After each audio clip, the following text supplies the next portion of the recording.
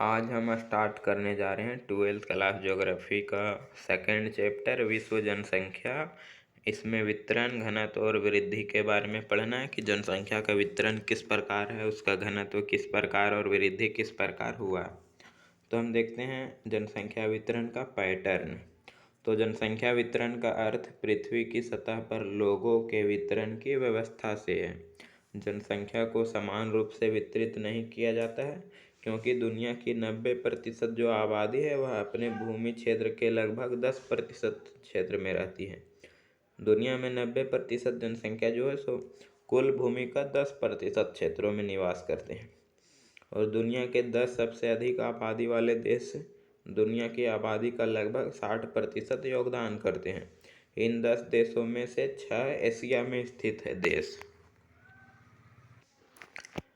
अब हम देखते हैं जनसंख्या घनत्व क्या होता है। तो प्रति इकाई क्षेत्रफल पर निवास करने वाले व्यक्तियों की औसत संख्या को जनसंख्या घनत्व कहते हैं। जो प्रति इकाई यानी कि 1 किलोमीटर क्षेत्र में निवास करने वाले लोगों की संख्या को जनसंख्या घनत्व कहा जाता है। घनी आबादी वाले क्षेत्र जैसे कि उत्तर पूर्वी अमेरिका, उत्तर पश्चिमी यूरोप, दक्षिण पश्चिमी और पूर्वी एशिया, दक्षिण पश्चिमी और पूर्वी एशिया, यह घनी आबादी वाले देश हैं। कम आबादी वाले क्षेत्रों में ध्रुवीय क्षेत्रों के आसपास और भूमध्य रेखा के पास उच्च वर्षा क्षेत्र में कम आबादी पाया जाता है जनसंख्या का। और फिर मध्यम जनघनत्व वाले क्षेत्रों में चीन, दक्षिण भारत, नॉर्वे, स्वीडन आदि जैसे घनत्व हैं। इन सब देशों में भारत का जनसंख्या घनत्व 2011 के अनुसार 382 व्यक्ति प्रति वर्ग किलोमीटर है, अर्थात भारत में 1 किलोमीटर क्षेत्र में 382 व्यक्ति पाए जाते हैं। अब देख लेते हैं जनसंख्या घनत्व की गणना, कैसे जनसंख्या घनत्व निकाला जाता है। तो जनसंख्या घनत्व निकालने के लिए किसी विशेष क्षेत्र के जनसंख्या को उस विशेष क्षेत्र की क्षेत्रफल से भाग दिया जाता है। यानी कि नीचे देख लीजिए, जनसंख्या का घनत्व बराबर जनसंख्या बट्टा क्षेत्रफल, यानी कि जिस क्षेत्र का जनसंख्या घनत्व निकालना है उस क्षेत्र का कुल जनसंख्या बट्टा उस क्षेत्र का कुल क्षेत्रफल भाग देने से जनसंख्या घनत्व निकल जाता है। इसमें और कुछ है कृषि घनत्व। तो कृषि घनत्व निकालने के लिए कृषि कार्य में लगे लोगों की संख्या को कृषि का कुल क्षेत्रफल से भाग देने से कृषि घनत्व निकल जाता है। और आर्थिक घनत्व निकालना है तो कुल जनसंख्या बट्टा कुल संसाधन से भाग देना होगा। कायिक घनत्व के लिए कुल जनसंख्या को कुल कृषि क्षेत्र का भूमि से भाग देकर निकाला जा सकता है। और पोषण घनत्व निकालना है तो कुल जनसंख्या को कुल खाद्य फसलों का क्षेत्रफल से भाग देना चाहिए। अब कुछ फैक्ट देख लेते हैं, जैसे सबसे अधिक जनसंख्या वृद्धि दर वाला देश जो है सो लाइबेरिया है, और सबसे कम जनसंख्या वृद्धि दर वाला देश लेटविया है। और किस महाद्वीप में जनसंख्या वृद्धि दर सबसे अधिक है, तो वह अफ्रीका है। और अगर यहाँ क्वेश्चन पूछेगा कि किस महाद्वीप में जनसंख्या सबसे अधिक है, तो एशिया होगा। और जनसंख्या वृद्धि दर पूछेगा तो अफ्रीका होगा। इसमें बहुत लोगों का गलत हो जाता है, उल्टा जवाब मिल जाता है। अब अगला टॉपिक है प्रवास। तो मनुष्य का एक स्थान से दूसरे स्थान पर चले जाना प्रवास कहलाता है। उद्गम स्थान जहाँ से लोग चलते हैं उसे उत्प्रवास कहते हैं, और गंतव्य स्थान जहाँ लोग आगमन करके पहुँचते हैं उसे आप्रवास कहते हैं। प्रवास जो सो अस्थायी या मौसमी भी हो सकता है। प्रवास के 4 धाराएं हैं। पहला गांव से गांव, जिसमें महिलाएं ज़्यादातर जाती हैं विवाह के समय। दूसरा है गांव से नगर, जो पुरुष जाते हैं रोजगार की तलाश में। तीसरा है नगर से नगर, इसमें उच्च तकनीकी ज्ञान के लिए प्रवास करते हैं लोग। और चौथा है नगर से गांव। तो नगर से गांव क्यों आएंगे लोग, तो शांतिपूर्ण जीवन जीने हेतु, क्योंकि नगरों में शोरगुल होते रहता है। अगला टॉपिक है जनसंख्या वितरण को प्रभावित करने वाले कारक। तो जनसंख्या वितरण 3 कारकों अर्थात भौगोलिक कारक, आर्थिक कारक और सामाजिक और सांस्कृतिक कारकों से प्रभावित होती है। तो पहला देखते हैं प्राकृतिक कारण में। तो इसमें उच्च आवास आता है। यानी कि उबड़ खाबड़ पहाड़ी स्थान पर लोग रहना पसंद नहीं करते हैं, क्योंकि यहाँ ना तो जीवन सरल है और ना ही कृषि। इसमें लोग समतल क्षेत्र की ओर अधिक आकर्षित होते हैं। दूसरा, जलवायु तो अत्यधिक गर्म या अत्यधिक ठंडे भागों में कम जनसंख्या निवास करती है। ये विरल जनसंख्या वाले क्षेत्र हैं, जैसे मरुस्थल व पहाड़ी क्षेत्र। मानसून प्रदेशों में अधिक जनसंख्या निवास करती है, जैसे एशिया के देशों में।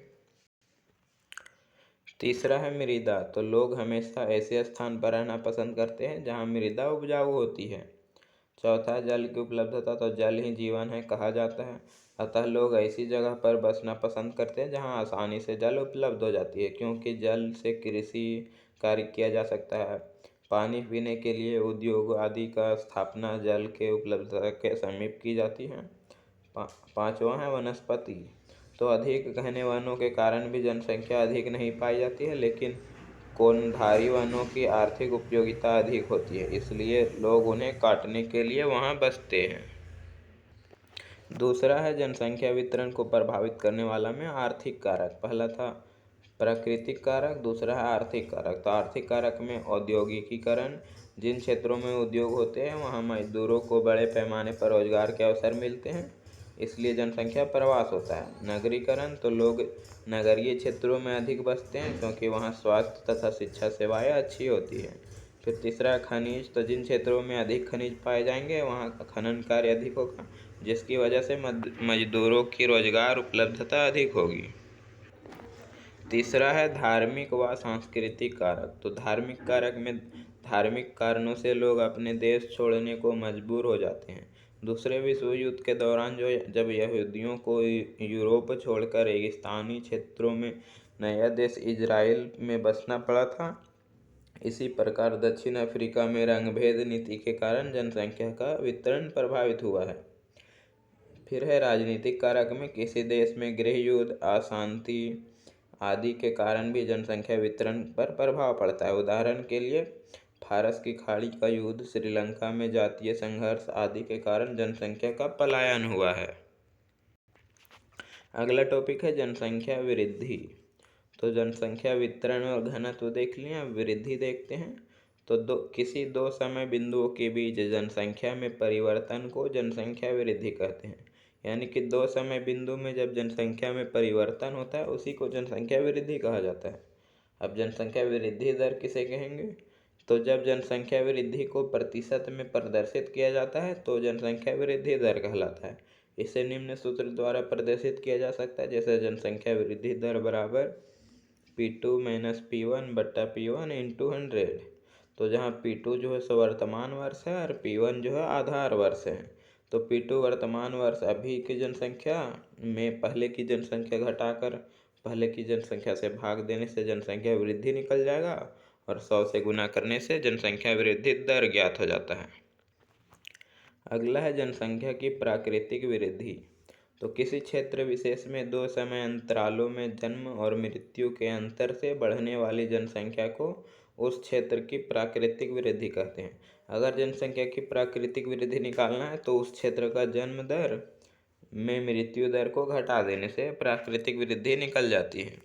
अगला है जनसंख्या की वास्तविक वृद्धि। तो वास्तविक वृद्धि में यह वृद्धि तब होती है जब वास्तविक वृद्धि बराबर जन्म में मृत्यु घटाने से और आप्रवास और उत्प्रवास को घटाकर दोनों को जोड़ दिया जाता है, तो वह वास्तविक वृद्धि निकलती है। अगला है जनसंख्या की धनात्मक वृद्धि। तो यह तब होता है जब दो समय अंतराल के बीच जन्म दर जो है सो मृत्यु दर से अधिक हो जाता है और अन्य देशों से लोग अस्थायी रूप से उस देश में आकर प्रवास कर जाते हैं। यानी कि जन्म दर ग्रेटर देन यानी कि अधिक होता है मृत्यु दर से, और अप्रवास अधिक होता है उत्प्रवास से, तो जनसंख्या की धनात्मक वृद्धि होती है। और अगला है जनसंख्या की ऋणात्मक वृद्धि। तो यदि दो समय अंतराल के बीच जनसंख्या कम हो जाए तो उसे जनसंख्या की ऋणात्मक वृद्धि कहते हैं। यह तब होती है जब जन्म दर जो है सो मृत्यु दर से कम हो जाता है अथवा लोग अन्य देशों में प्रवास करने लगते हैं। तो नीचे दिया गया है जन्म दर जो कम होता है मृत्यु दर से और अप्रवास कम होता है उत्प्रवास से। यानी कि आते लोग कम हैं और देश से छोड़ के चले जाते बहुत सारे लोग हैं। अगला टॉपिक है जनसंख्या परिवर्तन के 3 प्रमुख घटक होते हैं। तो पहला जन्म दर होता है जनसंख्या परिवर्तन का घटक, दूसरा मृत्यु दर होता है और तीसरा प्रवास होता है। तब एक को करके देखते हैं हम लोग। पहला है जन्म दर। तो अशोधित जन्म दर को प्रति 1000 स्त्रियों द्वारा जन्म दिए गए जीवित बच्चों के रूप में व्यक्त किया जाता है। इसके उच्च होने या निम्न होने का जनसंख्या परिवर्तन से सीधा संबंध होता है। अशोधित जन्म दर निकालने के लिए किसी वर्ष विशेष में जीवित जन्म उस बट्टा किसी विशेष क्षेत्र में वर्ष के मध्य जनसंख्या जो कुल कितनी है 100 बट्टा 1000 से गुना करने पर अशोधित जन्म दर निकल जाता है। दूसरा है मृत्यु दर। तो मृत्यु दर की जनसंख्या परिवर्तन में सक्रिय भूमिका निभाती है। जनसंख्या वृद्धि केवल बढ़ती जन्म दर से ही नहीं अपितु घटती मृत्यु दर से भी होता है। और अशोधित मृत्यु दर बराबर किसी वर्ष विशेष में मृतकों की संख्या बट्टा उस वर्ष के मध्य में अनुमानित जनसंख्या इंटू 1000। तीसरा है जनसंख्या वितरण को प्रभावित करने वाला कारक में प्रवास। तो प्रवास के द्वारा जनसंख्या के आकार में परिवर्तन होता है। इसके अंतर्गत उद्गम स्थान को छोड़कर जाना व गंतव्य स्थान पर आकर बसना दोनों सम्मिलित होते हैं प्रवास में। प्रवास अस्थायी व मौसमी दोनों प्रकार का हो सकता है या जनसंख्या परिवर्तन में योगदान देता है। प्रवास के 2 कारक होते हैं, पहला अपकर्ष कारक, दूसरा प्रतिकर्ष कारक। तो अब हम देखते हैं अपकर्ष कारक। तो प्रवास के अपकर्ष कारक गंतव्य स्थान को उद्गम स्थान की अपेक्षा अधिक आकर्षण बनाते हैं।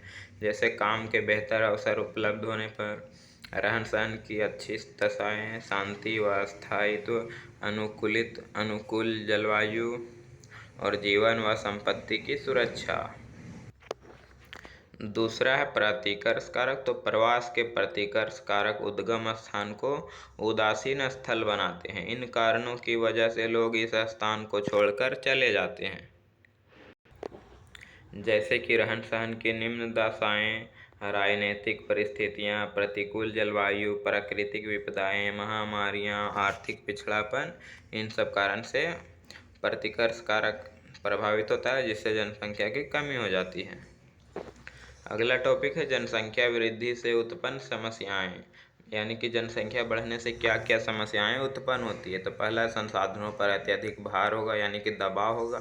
संसाधनों का तीव्र गति से ह्रास होगा। जनसंख्या के भरण पोषण में कठिनाई होगी और विकास की गति अवरुद्ध होगा, यानी कि धीमा हो जाएगा।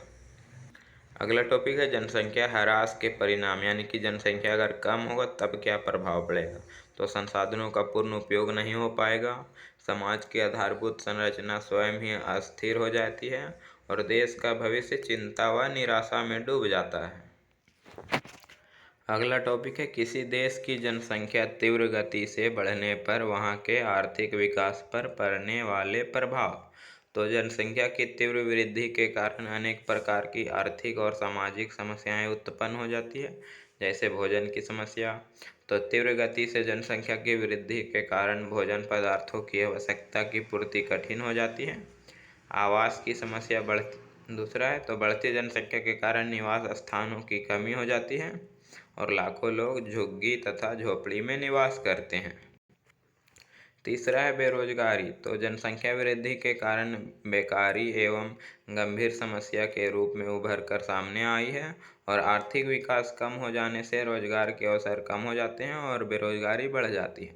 चौथा है निम्न जीवन स्तर। तो अधिक जनसंख्या के कारण प्रति व्यक्ति आय कम हो जाती है, इसलिए स्तर गिर जाता है। पांचवा है जनसंख्या का कृषि पर अधिक दबाव। तो बढ़ती जनसंख्या को खाद्यान्नों की पूर्ति करने के लिए कृषि योग्य भूमि पर दबाव बढ़ जाता है। अगला है बचत की कमी। तो जनसंख्या वृद्धि के कारण कीमतें बढ़ जाती है तथा बचत कम हो जाता है। अगला स्वास्थ्य। तो नगरों में गंदगी बढ़ जाती है और स्वास्थ्य और सफाई का स्तर नीचे गिर जाता है। हमारा अगला टॉपिक है जनांकीय संक्रमण। तो इसके प्रतिपादक जो हैं सो जे थॉमसन है, 1929 में किए थे और इसका जनक या व्याख्या कहे जनांकीय संक्रमण के जनक या व्याख्या तो इसके हैं नोटेस्टीन, जो 1944 में किए थे। अब देखते हैं जनांकीय चक्र क्या होता है। तो समाज में उच्च जन्म व उच्च मृत्यु दर से निम्न जन्म व निम्न मृत्यु दर की स्थिति आने लगती है। ये परिवर्तन विभिन्न अवस्थाओं में होते हैं, जिसे जनांकीय चक्र कहा जाता है। इस चित्र में देख सकते हैं जनांकीय संक्रमण सिद्धांत है। इसमें उच्च उतार चढ़ाव है और प्रथम अवस्था, दूसरा अवस्था 2 और अवस्था 3, इसे 3 भागों में बांटा गया है। प्रथम अवस्था में देखिए बांग्लादेश को रखा गया, दूसरी अवस्था में पेरू, श्रीलंका, केन्या को रखा गया और तीसरी अवस्था में कनाडा, जापान, संयुक्त राज्य और अमेरिका को रखा गया। इसमें प्रथम अवस्था में देखिए जो जन्म दर और मृत्यु दर है, अशोधित जन्म दर, अशोधित मृत्यु दर, वह सबसे अधिक है, 35 है।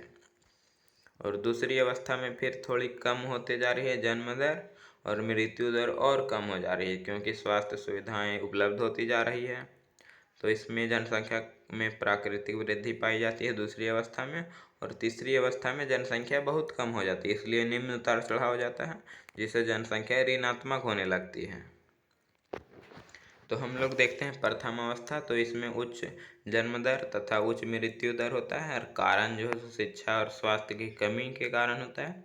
प्रकृति जो है सो प्राथमिक क्रियाओं में संलग्न होते हैं लोग, उच्च उतार चढ़ाव पाया जाता है। परिणाम जो है सो जनसंख्या में निम्न वृद्धि होती है, और उदाहरण जैसे है बांग्लादेश।